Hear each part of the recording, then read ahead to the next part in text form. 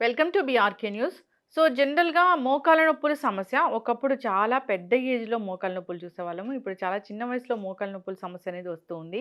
మరి దీన్ని తగ్గించుకోవడానికి న్యాచురల్ వేస్ ఏమున్నాయి? రాకుండా జాగ్రత్తలు ఏం తీసుకోవాలి? వస్తే వెజిటబుల్ థెరపీ ద్వారా ఎలా తగ్గించుకోవచ్చు? వివరాలు తెలుసుకుందాం. ఈరోజు మనతో పాటు ఉన్నారు ప్రముఖ vegetable therapist and sun spiritual society founder Vikramaditya Guruji గారు. గురూజీ నమస్తే అండి. సూర్యోస్మిట్. గురుగారు, జనరల్‌గానే వెజిటబుల్స్ ప్రాణశక్తి ఉంటుంది. మనకి అనారోగ్య సమస్యలు తగ్గిస్తాయని ఇదొక విప్లవం తెచ్చారు. చాలా వీడియోస్ చేసాం మనం. అయితే మోకాళ్ళ నొప్పుల సమస్య చాలా మందిని ఇబ్బంది పెడుతుంది. చిన్న వయసులో కూడా వస్తుంది. అంటే మోకాళ్ళ నొప్పుల సమస్యకి అసలు ఇంటి చిట్కాలు పనిచేస్తాయా? ఆ వెజిటబుల్ థెరపీ దీని గురించి ఏం చెప్తుంది? ఒకటేనామంటే మన భౌతిక దేహం ఈ ఫిజికల్ ఇన్‌స్ట్రుమెంట్ ఏదైతే ఉందో 12 రకాల సిస్టమ్స్ మీద ఆధారపడి మనం జీవనాన్ని కొనసాగిస్తూ ఉంటాం. అందులో ప్రధానమైనటువంటిది డైజెషన్ సిస్టమ్. డైజెషన్ సిస్టమ్ తర్వాత యూరినేటరీ సిస్టమ్, కిడ్నీస్, తర్వాత నెర్వస్ సిస్టమ్, తర్వాత బయోమెట్రిక్ క్లాక్, వాయుమండల వ్యవస్థ. ఇక్కడ ప్రధానంగా అంటే వాయుమండల వ్యవస్థ అని ఎందుకు చెప్తున్నానంటే వాతం ప్రకోపం చెందినప్పుడు అంటే అక్యూములేటెడ్ అన్వాంటెడ్ ఎయిర్ వాతాన్ని పుట్టిస్తుంది. మోకాళ్ళ మధ్య ఆ వాతం రావడం వల్ల, ఆ వాయువులు చెడిపోవడం వల్ల అక్కడ ఉన్నటువంటి గమ్ము, దాన్ని కార్టిలేజ్ అంటారు మెడికల్ టెర్మినాలజీలో. అది డిహైడ్రేట్ అయిపోతుంది, డ్రై అయిపోతుంది. అరిగిపోవడం అంటే అది గుజ్జు అరాయించుకుపోతుంది. అప్పుడు ఆ 2 ఎముకల యొక్క రాపిడి వల్ల అక్కడ పెయిన్ అంటే అక్కడ ఉండాల్సినటువంటి ఆ మెత్తని కుషన్ లాంటి పదార్థం బాడీ అబ్జార్బ్ చేసేసుకుంటుంది. అంటే మన శరీర వ్యవస్థని పాడు చేస్తుంది. ఈ వాయుమండల వ్యవస్థ అంటే మనసు బాలేదు. మనము తినే ఆహారం ఏదైతే ఉందో అది తృప్తిగా మనిషికి అంటే కేవలం అవసరానికి, తృప్తికి తినాలి. ఎవరు కూడా అంటే ఇప్పుడున్నటువంటి పరిస్థితిలో ఎక్కడికైనా వెళ్ళాం. బఫే సిస్టమ్స్ ఎక్కువైపోయినాయి. అంటే లైఫ్ స్టైల్ కొన్ని పనులు అంటే ఏ పని ఎప్పుడు ఎలా చేయాలో అలా చేయట్లేదు మనం. ఇంట్లో కూడా, ఇంట్లో కూడా డైనింగ్ టేబుల్స్. మీరు డైనింగ్ టేబుల్ మీద భోజనం చేసిన అన్ని రోజులు లేకపోతే పార్టీలకు వెళ్ళినప్పుడు, లేకపోతే పెద్ద పెద్ద రెస్టారెంట్‌లకి వెళ్ళినప్పుడు మీకు అక్కడ కూడా బఫే సిస్టమే ఉంటుంది. నిలబడి తినేస్తే దీనివల్ల వచ్చే ప్రధానమైనటువంటి పెద్ద సమస్య ఇది. అంటే ఆహారానికి ఒక నియమం ఉంది. అది వంట దగ్గర నుంచి, వండుతున్న స్థితి దగ్గర నుంచి పూర్తిగా మనం లోపలికి స్వీకరించేంత వరకు కూడా దాని ప్రభావం మన మీద పనిచేస్తూనే ఉంటుంది. ఎందుకంటే మనస్కారకుడు చంద్రుడు.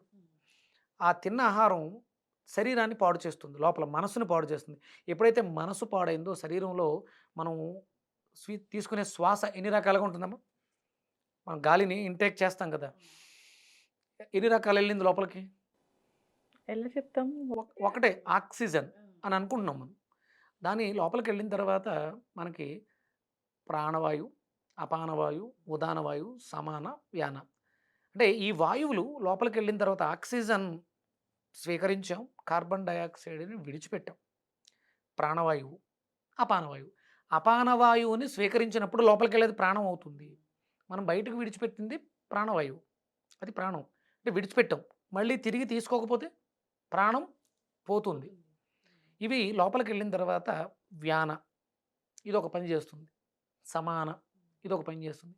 ఉదాన ఇవన్నీ కూడా వాటిల యొక్క పనుల్ని నిర్వర్తిస్తూ ఉంటాయి. అందుకని అన్నం తినేటప్పుడు నిలబడి తినకూడదు. అన్నం తినేటప్పుడు దిక్కులు చూస్తూ అంటే మనం మనం ఏదైతే చూస్తూ ఉంటామో అది మన మనస్సు, భావోద్వేగాలు. ఇప్పుడు అందరూ కూడా టీవీలు ఎదురుగుండా కూర్చొని భోజనం చేస్తున్నారు. డైనింగ్ టేబుల్ మీద కూర్చొని భోజనం చేస్తున్నారు. మనకి వాగ్భటాచార్యుల సూత్రాల్లో రాజీవ్ దీక్షిత్ గారు చెప్తారు. అన్నం మనస్సుతో తినాలి, తృప్తిగా తినాలి. అన్నం పరబ్రహ్మ స్వరూపం. మనం ఏదైతే తింటున్నామో అది మన మనస్సు అవుతుంది. మన మనస్సు బాలేదు. మనం ఒక ఎమోషన్‌తో భోజనం చేసినప్పుడు ఆ ఎమోషన్ అంటే పెయిన్ ఎక్కడైతే డెలికేట్ ఆర్గాన్స్ ఉంటాయో, ఎక్కడైతే శ్రమ ఎక్కువ ఉంటుందో అక్కడికది ట్రాన్స్‌ఫర్ చేయబడుతుంది. అందుకని పిల్లలు, పెద్దలు వాళ్ళు వీళ్ళు తారతమ్యంలో అందరూ ఇప్పుడు అదే పరిస్థితి. పూర్వం 80, 90 సంవత్సరాలు వచ్చినా కూడా మోకాళ్ళ నొప్పులు పెద్దగా ఉండేవి కాదు. అంటే అలవాట్లు బాగోకపోతే బ్యాడ్ హ్యాబిట్స్ వల్ల ప్రాబ్లమ్స్ రావాలి తప్ప, మనసు పాడై ఎవరు కూడా అనారోగ్యాల బారిన పడలేదు. ఇప్పుడు అందరికీ ఒకటే సమస్య. మనం తీసుకునేటువంటి లైఫ్ స్టైల్, ఫుడ్ తీసుకునే స్టైల్ బాలేదు. దానివల్ల ఈ మోకాళ్ళ నొప్పులు ఎక్కువొస్తాయి. కష్టం ఉంది. దాన్ని మనం సాధన చేసి ఇప్పుడు కింద కూర్చోలేము. అప్పుడు ఏం చేయాలి? కుర్చీలో కూర్చొని బాసిపాట్లు వేసుకోవాలి. కాళ్ళని దగ్గరగా తీసుకొని కూర్చోబెట్టి. శరీరం ఎప్పుడూ కూడా ఆ పోస్చర్ మనం బాసీపట వేసుకొని కూర్చొని భోజనం చేస్తున్నప్పుడు ఆ బెండింగు, ఎక్స్‌పాన్షనే మన అరుగుదల వ్యవస్థని మెరుగుపరుతుంది. అంటే మన శరీరంలో ఎసిడిటీ అనేది పెరిగిపోవడం వల్ల మనసు చెడిపోయి మోకాళ్ళ మీద దాని ప్రభావం ఎక్కువ. అలాగే నిలబడి తినేయడం వల్ల డైజెషన్ సిస్టమ్ డ్యామేజ్ అవుతుంది. వీటిలన్నీ మనకి మోకాళ్ళ నొప్పులు రావడానికి ప్రధానమైనటు. స్థిమితంగా మనం బ్రతకటం కోసమే కదా తినేది. ఆ తినేది తృప్తిగా కూర్చొని స్టైల్ మారాలి. అంటే ఆడంబరాల కోసం వాటి కోసం మనం చాలా చేసేస్తున్నాం. వాటిని మార్చుకోకపోతే ఎవ్వరు ఏమీ చేయలేమమ్మా. దీంట్లో మార్పు రావాలంటే మన గట్ హెల్త్ బాగుండాలి. అరుగుదల బాగుండాలి. అది బాగుండాలంటే భోజనం చేసే విధానంలోనే భోజనం చేయాలి. దీన్ని మార్చుకోవాలి. సరే అంటే మీరడిగారు సమస్యొచ్చేసింది. దీన్ని మార్చుకోవాలంటే ఏం చేయాలి? మోకాళ్ళ నొప్పులకి అద్భుతంగా పనిచేసేది ఎండు కొబ్బరి. ఎముకల వ్యవస్థ.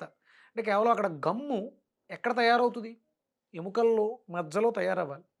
అది తయారవ్వాలంటే దానికి గుడ్ క్వాలిటీ ఆఫ్ కాల్షియం కావాలి. మీరు తీసుకుంటున్న పదార్థంలో కాల్షియం ఎక్కడ దొరుకుతుంది? దాన్ని బాగా ఆలోచించండి. మనకి ఆవు పాలలో అద్భుతమైనటువంటి కాల్షియం ఉంటుంది.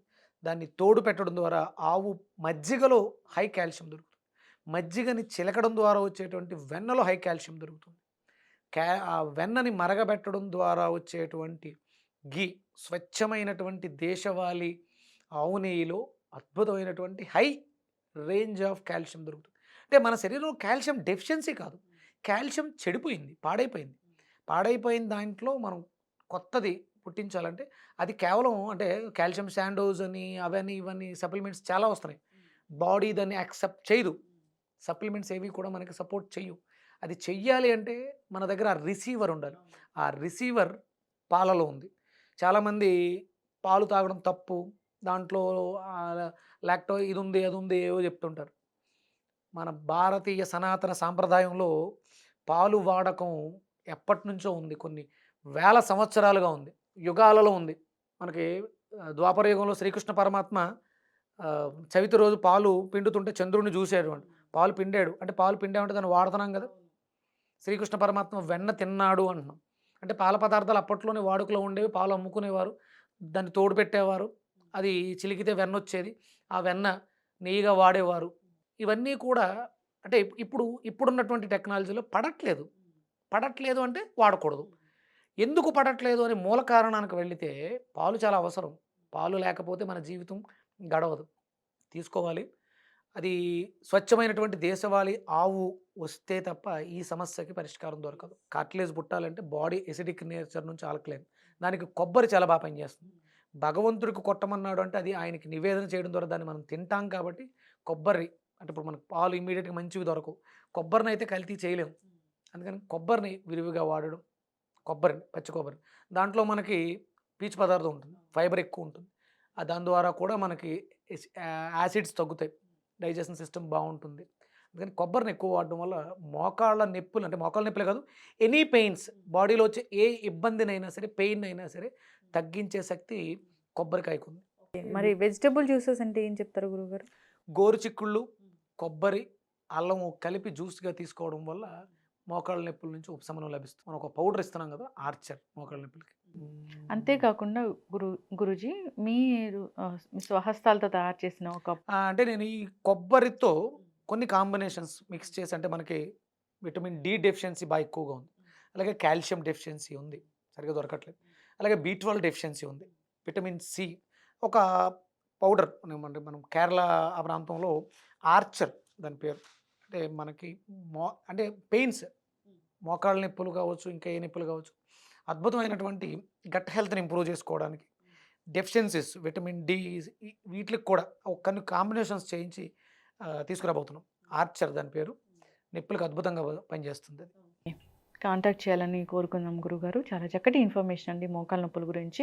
అందరూ ఇబ్బంది పడుతున్నారు ఈ సమస్యతోని. చిన్న వయసులో కూడా ఇబ్బంది పడుతున్నారు.